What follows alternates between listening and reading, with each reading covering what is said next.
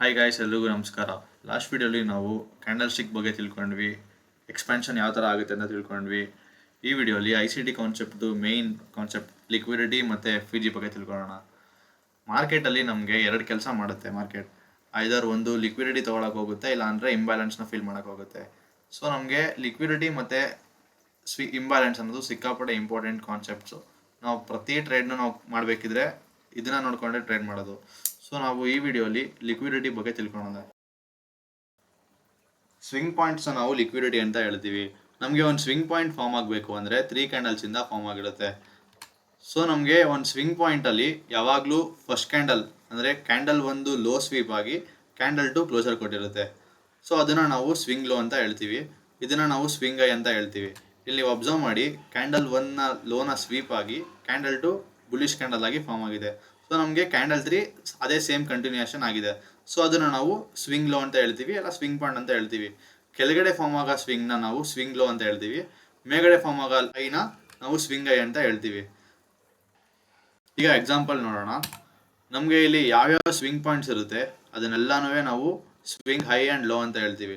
ನೀವು ಇಲ್ಲಿ ಅಬ್ಸರ್ವ್ ಮಾಡಿ, ಇದೆಲ್ಲ ಸ್ವಿಂಗ್ ಲೋ, ಇದು swing low, swing low, swing high form ಆಗಿದೆ, ಮತ್ತು ಸ್ವಿಂಗ್ ಲೋ ಬಂದಿದೆ, swing high, swing low, swing high, swing low. So ನಮಗೆ ಯಾವ್ಯಾವ ಮೂರು ಕ್ಯಾಂಡಲಿಂದ ಎಡ್ಜಸ್ ಫಾರ್ಮ್ ಆಗಿರುತ್ತೆ ಅದನ್ನೆಲ್ಲ ನಾವು ಸ್ವಿಂಗ್ ಪಾಯಿಂಟ್ಸ್ ಅಂತ ಹೇಳ್ತೀವಿ. ಆ್ಯಂಡ್ ನಾವು ಅದನ್ನ ಲಿಕ್ವಿಡಿಟಿ ಅಂತ ಕೂಡ ಹೇಳ್ತೀವಿ. ಲಿಕ್ವಿಡಿಟಿ ನಾವು ಏನಕ್ಕೆ ಯೂಸ್ ಮಾಡ್ತೀವಿ ಅಂದರೆ ಐದರ್ ಟ್ರೇಡ್ ಮಾಡೋಕ್ಕೆ, ಇಲ್ಲಾಂದರೆ ಎಲ್ಲ ಸ್ಟಾಪ್ ಲಾಸ್ ಟಾರ್ಗೆಟ್ ಆಗಿ ಯೂಸ್ ಮಾಡ್ಬೋದು, ಮತ್ತು ಸ್ಟಾಪ್ ಲಾಸ್ ಇಡೋಕ್ಕೂ ಯೂಸ್ ಮಾಡ್ತೀವಿ. ಇದೊಂದು ನಮಗೆ ಇಂಪಾರ್ಟೆಂಟ್ ಕೀ ಲೆವೆಲ್ ಲಿಕ್ವಿಡಿಟಿ ಅನ್ನೋದು. What is liquidity? Liquidity is a swing points where stop loss are placed by retail traders. ಅಂದರೆ ನಾವು ರಿಟೇಲ್ ಟ್ರೇಡರ್ಸ್ ಯಾರ್ಯಾರು ಸ್ಟಾಪ್ ಲಾಸ್ನ ಪ್ಲೇಸ್ ಮಾಡಿರ್ತಾರೆ ಅದನ್ನು ನಾವು ಲಿಕ್ವಿಡಿಟಿ ಅಂತ ಕನ್ಸಿಡರ್ ಮಾಡ್ತೀವಿ. ICT ಕಾನ್ಸೆಪ್ಟ್ಸಲ್ಲಿ ಯಾವಾಗಲೂ ಲಿಕ್ವಿಡಿಟಿ ಸ್ವೀಪ್ ಆದಮೇಲೆ ಟ್ರೇಡ್ ಮಾಡೋದು. ಅಂದರೆ ರಿಟೇಲ್ ಟ್ರೇಡರ್ಸ್ದು ಸ್ಟಾಪ್ ಲಾಸ್ಗಳನ್ನ ತೊಗೊಂಡ್ಮೇಲೆ ನಮ್ಗೆ ಗೊತ್ತಾಗುತ್ತೆ. ಸೊ ಅದು ಪರ್ಟಿಕ್ಯುಲರ್ ಯಾವ್ಯಾವ ಸ್ವಿಂಗ್ ಪಾಯಿಂಟ್ಸ್ ಇರುತ್ತೆ ಅಂದರೆ ಲಿಕ್ವಿಡಿಟಿಗಳಿರುತ್ತೆ, ಅಲ್ಲಿ ರಿಟೇಲ್ ಟ್ರೇಡರ್ಸ್ದು ಸ್ಟಾಪ್ ಲಾಸ್ ಇರುತ್ತೆ. ಅಂದರೆ ಅವ್ರ ಸ್ಟಾಪ್ ಲಾಸ್ ಪ್ಲೇಸ್ ಆದಮೇಲೆ, ಅಂದರೆ ಅವ್ರ ಸ್ಟಾಪ್ ಲಾಸ್ ಹಿಟ್ ಆದಮೇಲೆ ನಾವು ನಮ್ಮ ಟ್ರೇಡ್ನ ಪ್ಲೇಸ್ ಮಾಡ್ತೀವಿ. ಯಾವಾಗಲೂ ಪ್ರತಿ ಸಲನೂ ಒಂದು ಟ್ರೇಡ್ ಫಾರ್ಮ್ ಆಗಬೇಕು ಅಂತ ಅಂದರೆ, ಒಂದು ಎಕ್ಸ್ಪ್ಯಾನ್ಷನ್ ಆಗಬೇಕು ಅಂತ ಅಂದರೆ ನಮಗೆ ಲಿಕ್ವಿಡಿಟಿ ತಗೊಳ್ಳದೆ, ಅಂದರೆ ಆ ಲಿಕ್ವಿಡಿಟಿನ ಸ್ವೀಪ್ ಆಗಿದೆ, ನಮಗೆ ಪ್ರೈಸು ನೆಕ್ಸ್ಟ್ ಕಂಟಿನ್ಯೂ ಆಗಲ್ಲ. ಸೊ ನಮಗೆ ಐದರ್ ಪ್ರೈಸ್ ಕೆಳಗಡೆ ಅಂದರೆ ಸ್ವಿಂಗ್ ಲೋ ಇರಲಿ ಅಥವಾ ಸ್ವಿಂಗ್ ಹೈ ಇರಲಿ, ಪ್ರತಿ ಸ್ವಿಂಗ್ ಪಾಯಿಂಟು ನಮ್ಗೆ ತುಂಬ ಇಂಪಾರ್ಟೆಂಟು. ಸೊ ನಮಗೆ ಸ್ವೀಪ್ ಆದಮೇಲೆ ನಾವು ಟ್ರೇಡ್ ಮಾಡೋಕ್ಕೆ ಹೋಗೋದು. ಇಲ್ಲಿ ನೋಡಿ, same by side liquidity and sell side liquidity. ನಾನು ಆಗಲೇ ಹೇಳಿದೆ ಅಲ್ವಾ, 3 ಕ್ಯಾಂಡಲ್ಸಿಂದ ನಮಗೆ ಸ್ವಿಂಗ್ ಲೋ ಫಾರ್ಮ್ ಆಗುತ್ತೆ, 3 ಕ್ಯಾಂಡಲ್ಸಿಂದ ನಮಗೆ ಸ್ವಿಂಗ್ ಹೈ ಫಾರ್ಮ್ ಆಗುತ್ತೆ. ಕೆಳಗಡೆ ಸ್ವಿಂಗ್ ಲೋನ ಸೆಲ್ ಸೈಡ್ ಲಿಕ್ವಿಡಿಟಿ ಅಂತ ಹೇಳ್ತೀವಿ, ಆ್ಯಂಡ್ ಮೇಲ್ಗಡೆ ಫಾರ್ಮ್ ಆಗೋ ಸ್ವಿಂಗ್ ಹೈನ ಬೈ ಸೈಡ್ ಲಿಕ್ವಿಡಿಟಿ ಅಂತ ಹೇಳ್ತೀವಿ. ಸೊ ನಾವು ಮಾರ್ಕೆಟಲ್ಲಿ ಯಾವಾಗಲೂ ಒಂದು ಇಂಪಾರ್ಟೆಂಟ್ ವಿಷಯ ಏನಂದರೆ, ನಾವು ಟ್ರೇಡ್ ಮಾಡಬೇಕಿದ್ರೆ ಲಿಕ್ವಿಡಿಟಿನ ಯಾವ ಥರ ಟ್ರೇಡ್ ಮಾಡ್ಬೋದು ಅಂದರೆ, ಯಾವಾಗ ಪ್ರೈಸ್ ಅಂದರೆ ಸೆಲ್ ಸೈಡ್ ಲಿಕ್ವಿಡಿಟಿನ ಸ್ವೀಪ್ ಆಗುತ್ತೆ ಆಗ ನಾವು ಬೈ ಸೈಡ್ ಲಿಕ್ವಿಡಿಟಿನ ಟಾರ್ಗೆಟ್ ಮಾಡ್ಬೋದು, ಬೈ ಸೈಡ್ನ ಸ್ವೀಪ್ ಆದಮೇಲೆ ಸೆಲ್ ಸೈಡ್ನ ಟಾರ್ಗೆಟ್ ಮಾಡ್ಬೋದು. ಈಗ ನಾವು ಎಕ್ಸಾಂಪಲ್ಸ್ ನೋಡೋಣ. ನೀವು ಇಲ್ಲಿ ಅಬ್ಸರ್ವ್ ಮಾಡ್ಬೋದು, ನಮ್ಗೆ ಇಲ್ಲಿ ಒಂದು ಫಾಲ್ ಕೊಟ್ಟು ಪ್ರೈಸ್ ಎಕ್ಸ್ಪ್ಯಾನ್ಷನ್ ಆಗಿ swing high and low form ಮಾಡಿ ಸ್ವಲ್ಪ ಕನ್ಸಾಲಿಡೇಟ್ ಆಗಿದೆ. ಸೊ ನಾವು buy side liquidity sell side ಲಿಕ್ವಿಡಿಟಿನ ಯಾವ ಥರ ಮಾರ್ಕ್ ಮಾಡ್ತೀವಿ ಅಂದರೆ, ನಮಗೆ ಯಾವುದು ಮೇಲ್ಗಡೆ ತುಂಬ ಹೈ, ಎಲ್ಲ ಹೈಗಳಿಗಿಂತ ಹೈ ಯಾವುದಿರುತ್ತೆ ಅದನ್ನ ನಾವು ಬೈ ಸೈಡ್ ಲಿಕ್ವಿಡಿಟಿ ಅಂತ ಮಾರ್ಕ್ ಮಾಡ್ತೀವಿ. ಯಾವುದು ಕೆಳಗಡೆ ತುಂಬ ಲೋ, ಎಲ್ಲದಕ್ಕಿಂತ ಲೋಗಳು ಯಾವುದಿರುತ್ತೆ ಅಲ್ಲನ್ನು ನಾವು ಸೆಲ್ ಸೈಡ್ ಲಿಕ್ವಿಡಿಟಿ ಅಂತ ಮಾರ್ಕ್ ಮಾಡ್ತೀವಿ. ನಾನು ನಿಮ್ಗೆ ಹೇಳಿದ ಥರ ಯಾವಾಗಲೂ ಪ್ರೈಸ್ ಐದರ್ ನಾವು ಬೈ ಸೈಡ್ ಲಿಕ್ವಿಡಿಟಿ ಅಥವಾ ಸೆಲ್ ಸೈಡ್ ಲಿಕ್ವಿಡಿಟಿ ತೊಗೊಳ್ಳೋವರೆಗೂ ವೆಯ್ಟ್ ಮಾಡ್ತೀವಿ. ಇವಾಗ ಅಕಸ್ಮಾತ್ ಪ್ರೈಸ್ ಏನಾದ್ರು ಬೈ ಸೈಡ್ ತೊಗೋತೋ ಅಂದರೆ ನಾವು ಅದನ್ನ ನೆಕ್ಸ್ಟು ಪ್ರೈಸ್ ಏನು ಮಾಡ್ಬೋದು, ಸೆಲ್ ಸೈಡ್ ಲಿಕ್ವಿಡಿಟಿ ಅಂದರೆ ಸ್ವಿಂಗ್ ಐ ತೊಗೊಂಡ್ರೆ ನಾವು ಸ್ವಿಂಗ್ ಲೋನ ಟಾರ್ಗೆಟ್ ಮಾಡ್ಬೋದು. ಇಲ್ಲಿ ನೋಡಿ, ಪ್ರೈಸ್ ನೀಟಾಗಿ ಸ್ವೀಪ್ ಆಗಿ ಸೆಲ್ ಸೈಡ್ ಲಿಕ್ವಿಡಿಟಿ ತೊಗೋತು. ಅದೇ ಥರ ಎಕ್ಸಾಂಪಲ್ 2 ನೋಡೋಣ. ಎಕ್ಸಾಂಪಲ್ 2 ನೋಡಿ, ಇಲ್ಲಿ ನಮ್ಗೆ ಏನಾಯಿತು, ಪ್ರೈಸ್ ಒಂದು ಎಕ್ಸ್ಪ್ಯಾನ್ಷನ್ ಆಯಿತು, ಅಂದರೆ ಇಲ್ಲ ನಮ್ಗೆ ಸ್ವಿಂಗ್ ಹೈ ಫಾರ್ಮ್ ಆಗಿ ನಮ್ಗೊಂದು ರಿಟ್ರೇಸ್ಮೆಂಟ್ ಕೊಟ್ಟಿದೆ. ಸೊ ನಮಗೆ ಈ ಪರ್ಟಿಕ್ಯುಲರ್ ಹೈ ಇದೆ ಅಲ್ವಾ, ಇದನ್ನ ನಾವು ಸ್ವಿಂಗ್ ಹೈ ಅಂತ ಹೇಳ್ತೀವಿ.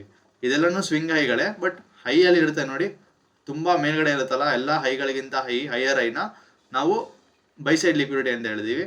ಎಲ್ಲ ಲೋಗಳಿಗಿಂತ ಲೋ ಅಂದರೆ ಲೋವರ್ ಲೋನ ನಾವು ಸೆಲ್ ಸೈಡ್ ಲಿಕ್ವಿಡಿಟಿ ಅಂತ ಹೇಳ್ತೀವಿ. ಸೊ ನಮಗೆ ಇವಾಗ ಐದರ್ ಸೆಲ್ ಸೈಡ್ ಅವ್ರ ಬೈ ಸೈಡ್ ತೊಗೊಳ್ಳೋವರೆಗೂ ಪ್ರೈಸ್ನ ವೆಯ್ಟ್ ಮಾಡ್ತೀವಿ. ಇವಾಗ ನಮ್ಗೆ ಏನಾಗುತ್ತೆ, ನೆಕ್ಸ್ಟು ಪ್ರೈಸ್ ಕನ್ಸಾಲಿಡೇಟ್ ಆಗಿ ಕೆಳಗಡೆ ಬಿದ್ದಿದೆ ಅಂದರೆ ಸೆಲ್ ಸೈಡ್ ಲಿಕ್ವಿಡಿಟಿ ಸ್ವೀಪ್ ಆಗಿದೆ. ಸೊ ನಾವು ಸ್ವೀಪ್ ಆದಮೇಲೆ ಏನು ಮಾಡ್ತೀವಿ, ನೆಕ್ಸ್ಟು ಬೈ ಸೈಡ್ ಲಿಕ್ವಿಡಿಟಿಗೆ ಟಾರ್ಗೆಟ್ ಮಾಡಿ ಟ್ರೇಡ್ ಮಾಡ್ತೀವಿ. ಈಗ ನಾವು ಚಾರ್ಟ್ಸಲ್ಲಿ ಎಕ್ಸಾಂಪಲ್ಸ್ ನೋಡೋಣ. ಈಗ ನಮ್ಗೆ ಇಲ್ಲಿ ಏನಾಗಿದೆ ಅಂದರೆ, ಪ್ರೈಸ್ ಒಂದು ಎಕ್ಸ್ಪ್ಯಾನ್ಷನ್ ಕೊಟ್ಟು ರಿಟ್ರೇಸ್ಮೆಂಟ್ ಕೊಟ್ಟು ಪ್ರೈಸ್ ಒಂದು ಎಕ್ಸ್ಪ್ಯಾನ್ಷನ್ ಆಗಿದೆ. ಸೊ ನಮಗೆ ಇಲ್ಲಿ ಒಂದು ದೊಡ್ಡ ಲಾರ್ಜ್ ಎಕ್ಸ್ಪ್ಯಾನ್ಷನ್ ಆಗಿದೆ. ಸೊ ನೋಡಿ, ನೀವು ಅಬ್ಸರ್ವ್ ಮಾಡಿ, ಈ ಸ್ವಿಂಗ್ ಹೈನ ಮಾರ್ಕ್ ಮಾಡಿ, ಆ್ಯಂಡ್ ಈ ಸ್ವಿಂಗ್ ಹೈನ ನಾವೇನಂತ ಹೇಳ್ತೀವಿ, ಬೈ ಸೈಡ್ ಲಿಕ್ವಿಡಿಟಿ ಅಂತ ಹೇಳ್ತೀವಿ.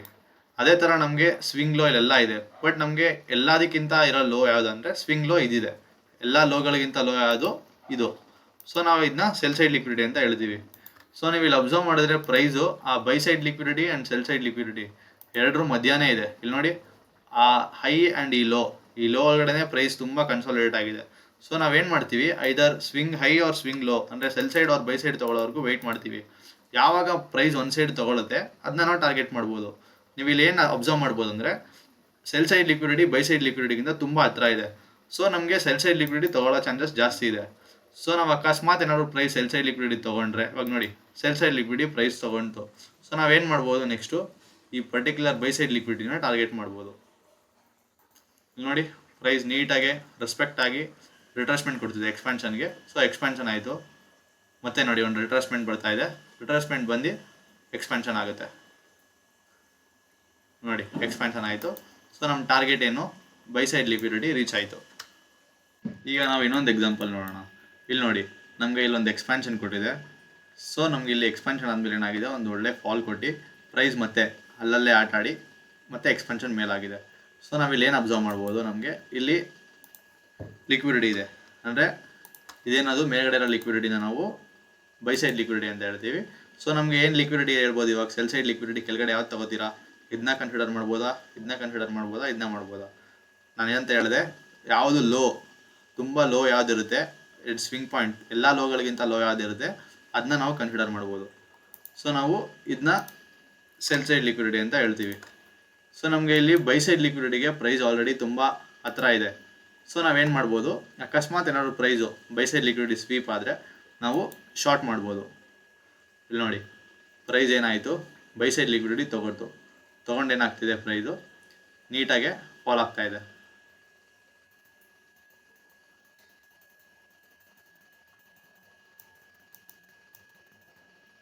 ನೋಡಿ ನಮ್ಮ ಟಾರ್ಗೆಟ್ ಏನಾಯಿತು, ರೀಚ್ ಆಯಿತು. ಅಂದರೆ ಏನಾಯಿತು, ಸೆಲ್ ಸೈಡ್ ಲಿಕ್ವಿಡಿಟಿ ನಾವು ಅಂದ್ಕೊಂಡಿದ್ದ ಟಾರ್ಗೆಟು ಪ್ರೈಸು ರೀಚ್ ಆಯಿತು.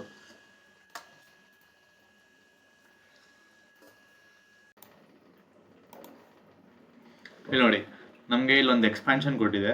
ಎಕ್ಸ್ಪಾನ್ಷನ್ ಕೊಟ್ಟು ನಮಗೆ ಸೆಲ್ ಸೈಡ್ ಲಿಕ್ವಿಡಿಟಿ ಫಾರ್ಮ್ ಆಗಿ ಮೇಲ್ಗಡೆ ಬೈ ಸೈಡ್ ಲಿಕ್ವಿಡಿಟಿನೂ ಫಾರ್ಮ್ ಆಗಿದೆ. ನಮಗೇನಾಯ್ತು, ಪ್ರೈಸು ಸೆಲ್ ಸೈಡ್ ಲಿಕ್ವಿಡಿಟಿ ಬಂದು ಸ್ವೀಪ್ ಆಯಿತು, ಅಂದರೆ ಸೆಲ್ ಸೈಡ್ ಲಿಕ್ವಿಡಿಟಿ ತೊಗೊಂಡಾದ್ಮೇಲೆ ನಮಗೆ ರೀಚ್ ಆಗಬೇಕಿರೋಂಥ ಟಾರ್ಗೆಟ್ ಏನು, ಬೈ ಸೈಡ್ ಲಿಕ್ವಿಡಿಟಿ ತೊಗೊಂಡು. ಸೊ ನೆಕ್ಸ್ಟ್ ಟೈಮ್ ನಾವೇನು ಮಾಡ್ಬೋದು, ಬಿದ್ದರೆ ಪ್ರೈಸ್ನ ನಾವು ಮತ್ತೆ ಅದೇ ನೆಕ್ಸ್ಟು ಹೊಸ ಫಾರ್ಮ್ ಆಗಿರೋ ಸೆಲ್ ಸೈಡ್ ಲಿಕ್ವಿಡಿಟಿನ ಟಾರ್ಗೆಟ್ ಮಾಡ್ಬೋದು. ನಮಗೆ ನೆಕ್ಸ್ಟ್ ಪ್ರೈಸ್ ಏನಾಯಿತು, ಬಟ್ ಅಲ್ಲಿವರೆಗೂ ಫಾಲ್ ಕೊಡ್ತು, ಬಟ್ ನಮಗೆ ಅಲ್ಲಿಂದ ಆ ಟಾರ್ಗೆಟ್ ರೀಚ್ ಆಗಲಿಲ್ಲ. ಸೊ ನಮ್ಗೆ ಇಲ್ಲಿ ಮತ್ತೆ ಇನ್ನೊಂದು ಲಿಕ್ವಿಡಿಟಿ ಫಾರ್ಮ್ ಆಗಿ ಸೆಲ್ ಸೈಡ್ ಲಿಕ್ವಿಡಿಟಿ ಫಾರ್ಮ್ ಆಗಿ ಸ್ವೀಪ್ ಆಗಿ ಮತ್ತೆ ಹೈಗಳು ತೊಗೊಳೋಗೋಯ್ತು. ಸೊ ನೋಡಿ ನಮಗೆ ಈ sell side buy side liquidity ತೊಗೊಂಡ್ಮೇಲೆ ನಮಗೆ ಈ ಸೆಲ್ ಸೈಡ್ ಲಿಕ್ವಿಡಿಟಿ ತೊಗೋಬೇಕಿತ್ತು. ತುಂಬ ಎಷ್ಟೊತ್ತಾದಮೇಲೆ ಮತ್ತೆ ಬಂದು ಅದೇ ರೇಂಜ್ನ ಪ್ರೈಸ್ ಏನಾಯಿತು, ಫಿಲ್ ಮಾಡ್ತು.